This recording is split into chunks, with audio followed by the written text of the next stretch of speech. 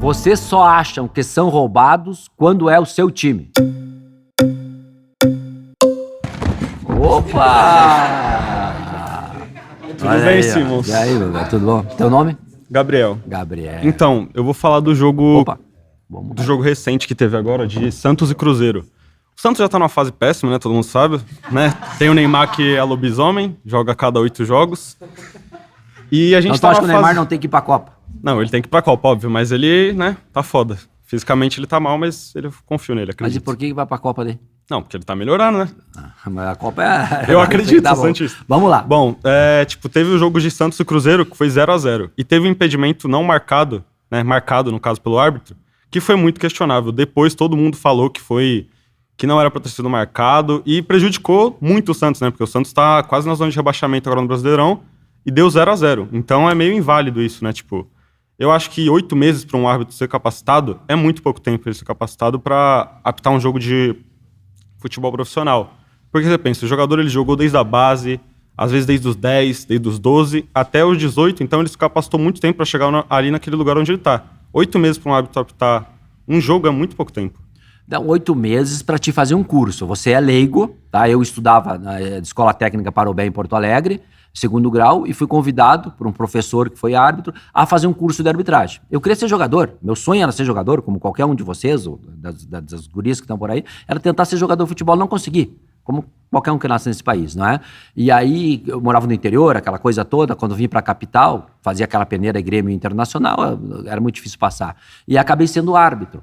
Então, e o que me proporcionou estar perto desses gênios aí, que há pouco eu citei o Ronaldinho Gaúcho, o Messi, Ronaldo Fenômeno, Romário, eu estava a 5 metros desses caras apitando. Isso é gratificante, porque eu sou um apaixonado pelo esporte e em particular pela arbitragem. Então, quando você vai fazer um curso, são 8 meses. Você fez o curso. Aí você começa como? Na minha época, apitando juvenil, juniores, amador, tu vai pro interior, segunda divisão. Eu fiz todo esse processo, tá? Que eu fiquei 7 anos enfiado no amador apitando futebol. Hoje em dia tem árbitro aí que se formou, eu nem sonhava. Meu sonho quando comecei a apitar era apitar um Grenal. Apitei 20 Grenais. Tá? Hoje o cara apita, o cara já quer saber. Lá, ou da Arena do Grêmio, ou do Beira-Rio, ou aqui do Morumbi, Itaquera, ou Allianz, né? Para esses jogos. Então tá errado, os caras aceleraram demais esse processo. Então por isso, aí depois tu vai se capacitando.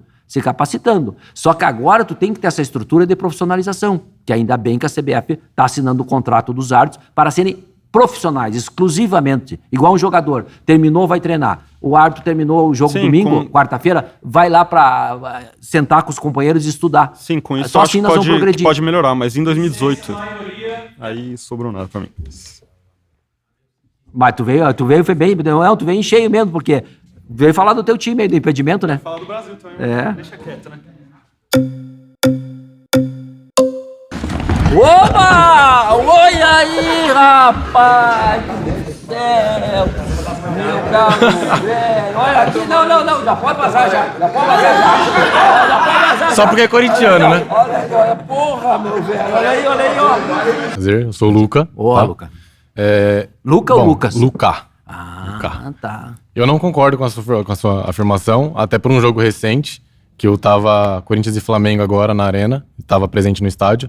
Teve a expulsão polêmica no Breno Bidon, que o juiz deu a expulsão, o VAR chamou a revisão, ele foi ver e manteve a decisão. Não concordo com a decisão. Também não. Acho que não era para ter sido expulso. Também. E teve também o pênalti em cima do André, que o juiz, perto, em cima do lance, analisou, interpretou que não houve nada, o VAR não chamou, e depois, quando foram ver, todo mundo de fora, né, do ambiente externo, entendeu que deveria ter sido chamado e que deveria ter sido pênalti. Então, ele errou no que não deveria ter dado e errou no que deveria ter dado. Casualmente, nesses dois lances eu concordo contigo, tá? Ele viu a infração, tá? Essa é outra questão que tem que ser bem esclarecida, essa questão das travas da chuteira, tá? Que agora é um negócio moderno no futebol. Antigamente pisava no pé, vamos embora. Hoje tem que ver com as travas e a intensidade. Aquilo ali é uma jogada temerária, passível de cartão amarelo. Para ser vermelho tem que ter força excessiva. Sim. Não teve, tá? Mas aí ele foi e equivocadamente ele manteve a decisão dele. Mas é do árbitro. A decisão dele, do árbitro de campo, que ele entendeu. Então é aquilo que eu já respondi anteriormente. Essa padronização, essa falta de critério, essa insegurança que os árbitros estão vivendo, passa muito, tá? Como é que estão orientando os árbitros? Eu acho que tem bons árbitros, tem. Só que, infelizmente, estamos perdendo. Né? Mas essa questão é fundamental. E a decisão próximo da jogada. E outra coisa, o árbitro, tá? Ele tem que assumir, se ele errar, não tem problema nenhum. Eu acho que assumir que nós somos falíveis, tá? Não é fraqueza, é um ato de coragem. Sim. Tá? Então tu tem que. Eu, quando errei, eu vou lá e assumo. Hoje em dia tu não vê mais falando. Valeu, meu velho. Olha! Aqui é MG União e Corinthians. SP. Pra cima. É nóis. Beleza, Simão. Tudo bom? Meu nome é Cuba. Como? Meu nome é Cuba. Cuba. E sobre acreditar que eu só sou roubado quando é com o meu time, qualquer pessoa que não entende nada de futebol, em 2013, se procurar um vídeo, Boca Juniors e Corinthians, a pessoa que não entende nada, que não sabe o que é impedimento, a pessoa vai saber que aquilo foi roubado. Aquele jogo foi roubado. E qualquer outra pessoa vai falar que foi, qualquer outro torcedor de outro clube vai falar que foi. E aquele ano era pra acontecer o título do E Corinthians. aquele jogo do Corinthians Internacional 2005, o pênalti no Tinga. Esqueceu, né? 2005 eu tava pequeno. 2005 eu tava pequeno ainda. Não, mas para dizer o seguinte, não é esse termo, sabe? Que eu acho que o árbitro se equivocou. Eu acho que o árbitro errou. Porque roubar, tu tem que ter prova. Tu tem que dizer, o fulano foi lá, aconteceu um caso lamentável, que foi em 2005, Edilson Pereira de Carvalho, que aí sim foi comprovado e foi banido do futebol para o bem do futebol. Tá? Ali houve um caso de comprovação. Mas no mais, não. No mais, o cara se equivocou. O cara não viu. Naquela época não tinha VAR. Não tinha VAR. O cara do Boca deu um tapinha com a bola assim, ó, ele não viu. Ele fez o tapa aqui, ajeitou a bola aqui, o cara tá mal posicionado lá, ficou encoberto, não viu nada. Então o cara se equivocou, o cara errou. Tá? Esse termo eu não uso porque eu acho que o árbitro, a maioria dos árbitros são pessoas honestas e corretas. Eles querem acertar. Porque quem mais sofre é o árbitro. Tu sabe o que é? Meus filhos foram ameaçados na escola. Foram ameaçados na escola quando eu apitava. E isso é muito triste, cara. Sabe? Então o árbitro sofre demais. Então esse termo, chegar roubou, não, parem um pouquinho. Roubar então prova. Os que me chamaram, eu processei, todos os processos eu ganhei. Porque não é assim. E aí muitas vezes o torcedor vê dessa forma equivocada. A pressão que o árbitro sofre é em casa, é fora de casa, é do torcedor, da família do árbitro envolvida. E ele foi punido também, não foi? Esse foi, tinha que ter sido. O Edilson Pereira de Carvalho... Não, o Amarília. Em 2003, o Amarília foi punido. O Amarília também. foi punido pela Comebol, foi afastado, né? Mas, então, eu prefiro sempre usar o equívoco do árbitro. Certo. Tá bom, meu velho? Obrigado. Valeu.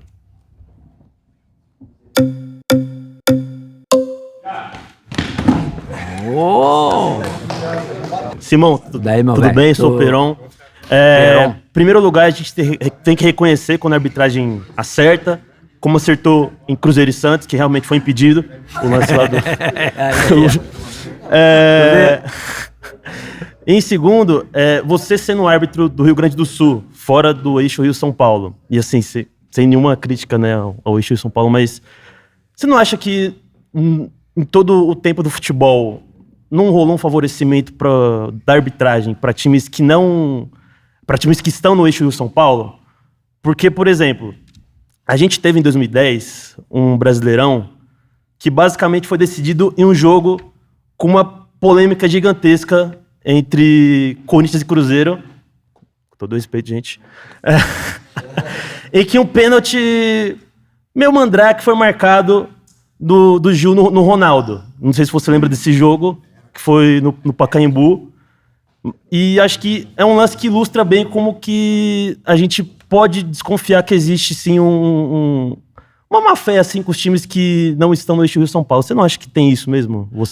Não, eu acho que é o seguinte, a arbitragem, eu quando saí do Rio Grande do Sul para apitar, eu vim apitar, eu quero acertar 100%. Eu, os meus árbitros assistentes, e sempre lembrando que o árbitro sozinho não vai a lugar nenhum.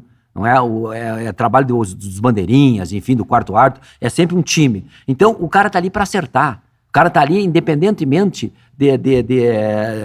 de cores clubísticas, de know-how de jogador. O árbitro tem que entrar em campo, tá? Porque o árbitro, se você quiser ver pessoas felizes, não vai ser árbitro de futebol, vai vender sorvete. Aí tu vai ver todo mundo feliz. O árbitro é o cara que tá ali, entra no universo de cada um, diz, isso pode, isso não pode, tá toda hora interferindo. Então ele fica com essa figura meio antipática, assim. Mas eu acho que, pelo contrário, o árbitro tem que ter empatia, conversar com o jogador. Isso é do jogo, tá? Porque tu tem que entender que estão 22 jogadores, que os caras estão tentando ganhar ali. Mas o árbitro tem que ter esse entendimento, com clareza, sabe? Sempre respeitando, e a recíproca tem que ser verdadeira. Eu jamais enfiei o dedo na cara de um jogador, porque atrás daquele jogador tem um pai de família. E exigiu mesmo, que eu tenho 4 filhos. Chegar em casa, o cara deitou e rolou. Não. Vem reclamar, embaixo, advertência e ponto. Então, o árbitro quer acertar sempre. Ele pode errar? Pode. Tu pegou um exemplo, o outro vai pegar outro exemplo. E a matemática da arbitragem é injusta. Eu apitei 12 finais de Brasileirão. Brasileirão e Copa do Brasil. Cara, se eu errei numa, eles só vão se lembrar daquela uma. As outras ninguém mais se lembra. Então, é injusta essa matemática da arbitragem. O cara sempre gravou pra ti aquele lance. E outras vezes que o Cruzeiro provavelmente foi beneficiado, o cara já passa batido. Mas nem existiu, né? Mas só pra terminar, Sandomir Hit errou ou não naquele lance? Cara, eu não tô me recordando bem aqui. São tanto lance. Pô, tu tá falando 16 anos atrás, né?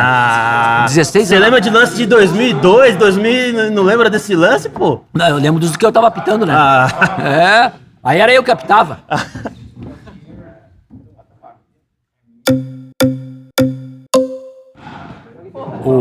Olá, Simon. Opa, meu velho. Muito prazer. Meu Igualmente. nome é Cauã.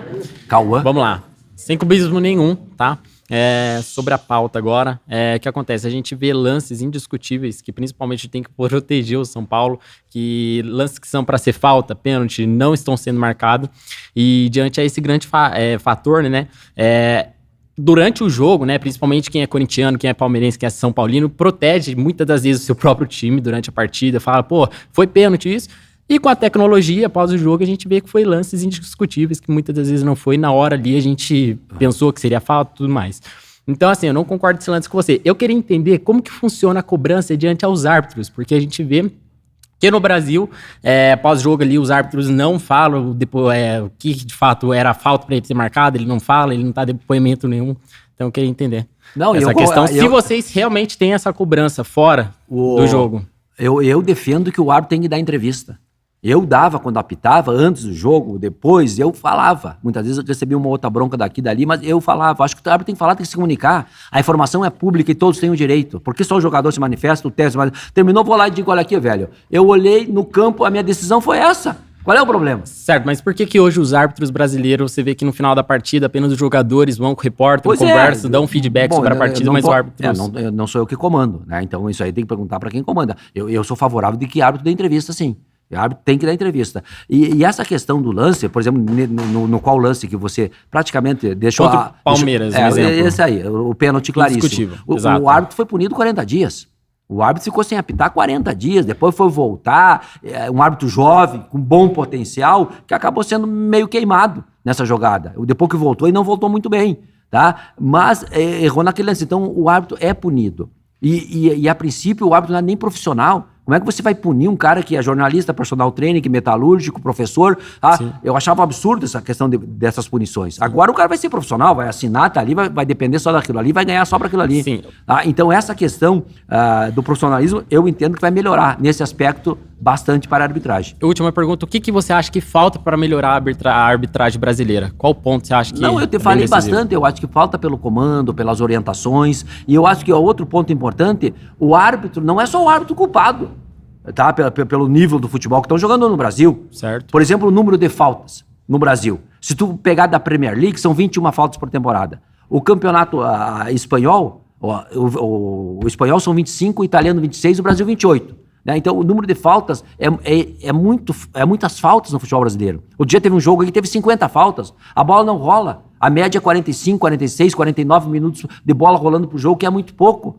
Então, isso aí é uma cruzada. Feito. Muito obrigado.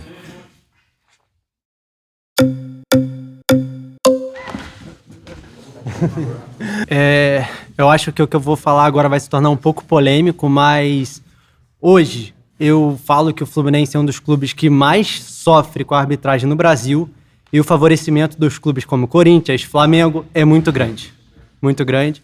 E isso é notório e eu queria saber qual que é a sua ideia sobre isso. É só a verdade. É só a verdade. Opa! Opa! Eu queria muito muito vir. Eu sou a Belle, eu trabalho com futebol e eu falo de todos os times. Eu não torço pra um time, eu torço pra todos os times. Então eu vou na torcida do Galo, do Cruzeiro, do Inter, do Santos, eu vou em tudo. E aí eu consigo ver, calma aí, gente, eu consigo ver os dois lados. Então eu consigo compreender o lado deles, de sentir... porque tem pesquisas que falam que 70% dos torcedores falam que tem 3 times do Brasil que são mais beneficiados pela arbitragem, que é Flamengo, Palmeiras e Corinthians. É uma pesquisa, tem dados. Mas, ao mesmo tempo, quando eu vou na torcida dos outros times, eu vejo que sim, eles ficam querendo sempre apoiar o próprio time. Então, é isso. Não, eu acho que sempre é bom essas estatísticas, estudo e tal. Agora, são pesquisas. E o torcedor, ele sempre tá puxando lenha pro seu assado. Né? No teu caso, tá pra seleção brasileira, né? Que também é meu time. Mas essa questão do árbitro, aí não é um problema só do árbitro. Eu falava, o futebol brasileiro tem que ter uma cruzada contra essas simulações, contra esse monte de falta, contra esse monte de reclamações. Mas aí é o árbitro, são os jogadores, são os técnicos, são os dirigentes, a imprensa, tá? E o Tribunal de Justiça, né, punir com rigor. Então, eu acho que aí sim nós vamos elevar o futebol brasileiro. Sim, eu concordo. E quando eu vou na torcida, sempre ela apoia o próprio time e nunca fala que o impedimento tá errado. Óbvio.